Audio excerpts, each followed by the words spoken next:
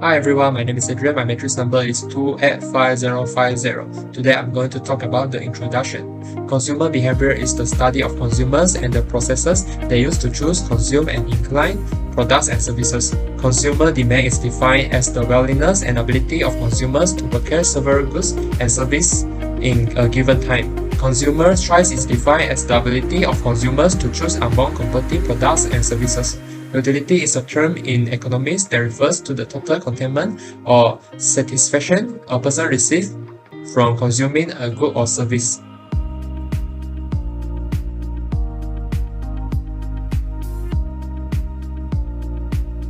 There are four main types of consumer behavior. The first one is complex buying behavior. Complex buying behavior is encountered when consumers are buying an expensive, scarcely bought product. The second one is dishonest, reduced buying behavior. Dishonest, reducing buying behavior is the type of behavior that the consumer is highly involved in the purchase process but has difficulties determining the difference between brands. The third one is habitual buying behavior. Habitual buying behavior is habitual purchase that the consumer has very little involvement in the brand category or product. The last one is variety-seeking behavior. A consumer purchase a different products because they seek variety, but not because of they were not satisfied with the previous one.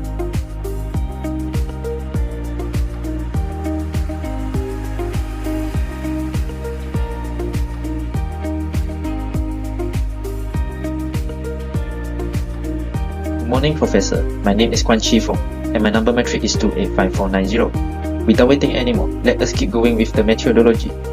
In our assignments, the way we collect data is using the survey forms. We will separate all the survey forms to the respondents, and the total number of respondents are 30 people. The survey forms, we had divided into 3 parts. Part A are relevant to the respondent background, such as age, gender, ethnics. However, Part B and C are relevant to the respondent consumer behavior. We will list out few of the statements to let the respondent value it with the 5-point Likert skills. That's all from here. Thank you.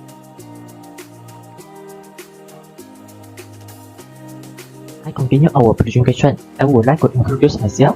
My name is WONG from Group 14 and my matrix number is 285501. I will handle the part of background characteristic of respondent.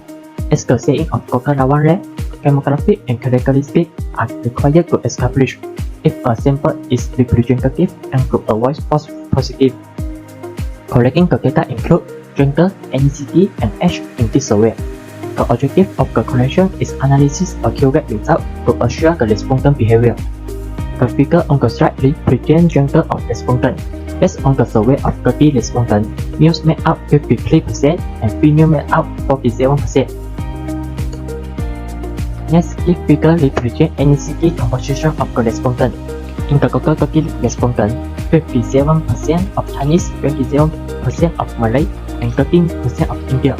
According to report of Department Statistics Malaysia, native person made up only 0.6% of the population in Malaysia. Therefore, the respondent of native person made up 3% only in this survey.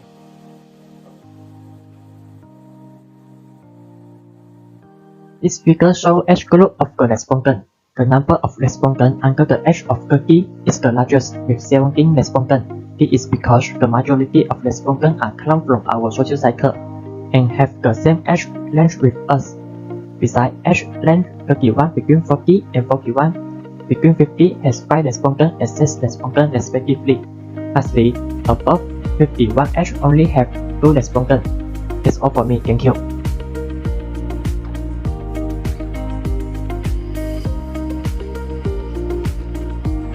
Hi everyone, my name is Kim Kai from Group 14. Today I will present about the consumer behavior of the respondent based on 6 statements.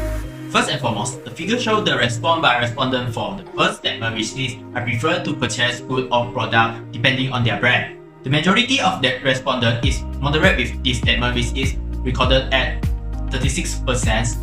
The rating for agree and strongly agree for this statement is 9 respondents and 5 respondents respectively. This is because the respondent feel that the brands of a goods is the most important because a good brands represents good quality.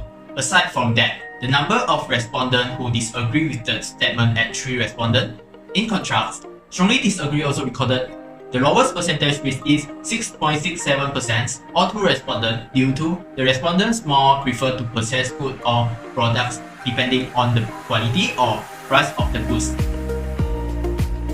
The figure displays the analysis of the statement risk is even if the price is high, I'm glad if I can buy branded goods. The statement received a mean value of 3.27. It is shown that more of the respondents moderate with this statement, which is 11 respondents.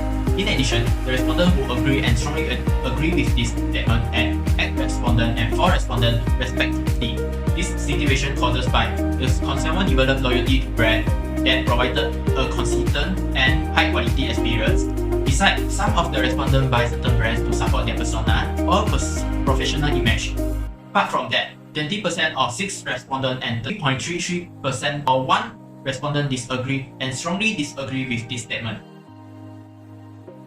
The figure highlights the respondent income rise that will increase their purchase of goods. According to the survey, 20% and 26.6% will strongly agree with this statement. This is because when increase in the consumer income will directly increase the spending ability of the consumer and causes them to increase their purchase. In contrast, the mean for this statement is 3.37, represents the number of respondents who select moderate at the largest percentage at 30% or 9 respondents. Furthermore, the number of respondents who disagree and strongly disagree with the statement at 16.67% and 6.67% respectively. The figure displays the response of statement which is if the price of goods low, I will increase my purchase. Moderate and strongly agree recorded 7 response and 8 respondents. The number of respondents who agree with this statement had the highest number at 12 respondents. This is because the consumer is easier to attract by low price of the good. In addition, the minority of respondents is strongly disagree and disagree with this statement which is 0 respondents and 2 respondents respectively. The figures show the analysis percentage and number of the statement which is I prefer to buy on goods online rather than in person. According to the survey, the main option for this statement is 3.4, which is indicated the majority of respondents moderate with the statement at 40%.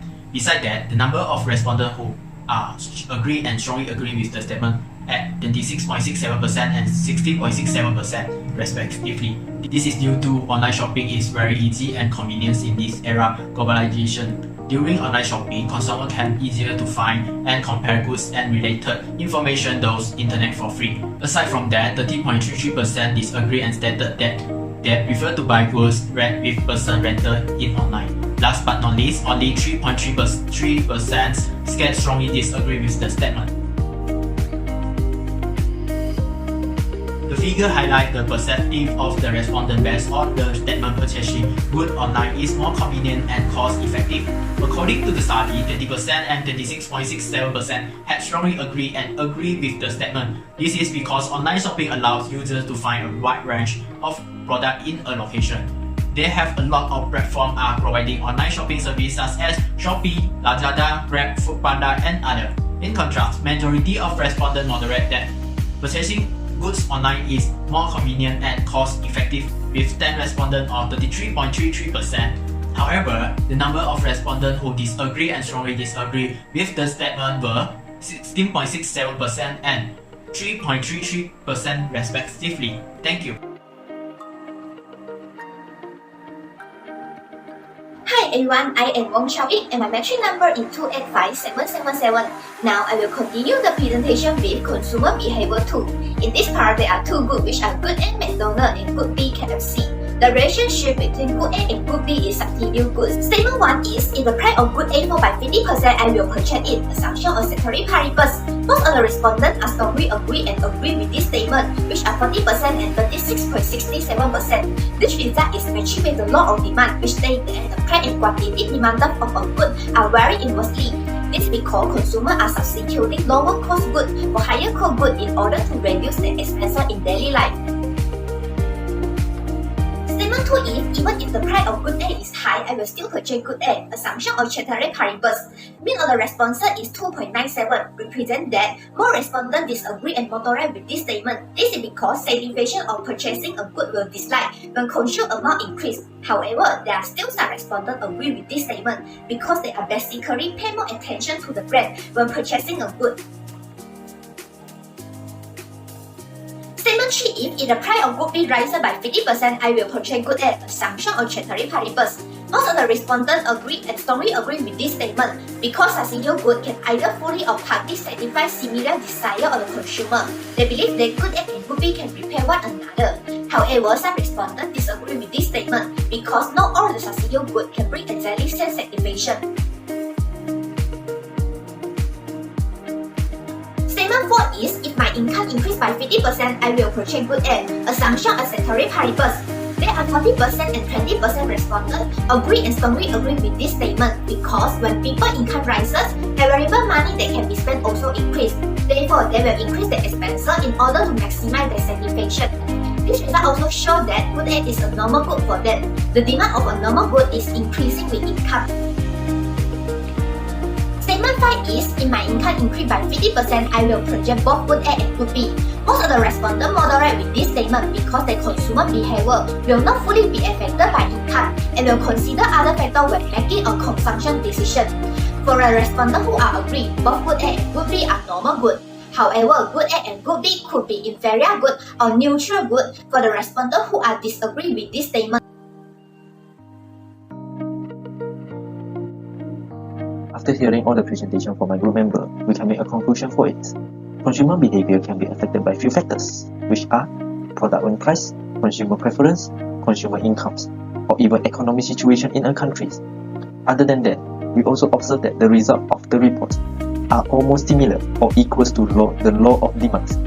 The law of demand stated that change of product price will influence the demand of the product. For example, if price of good A are increasing and the demand of good A will decrease. Last but not least, relationship between substitute goods are always positive. Okay, substitute goods, which means two products are provided the similar satisfactions for the consumers, and relationship between substitute goods are always positive. This means that if two goods, which mean good A and good B, if price of good A are increasing and the demands of good B will increase. That's all from here. Thank you.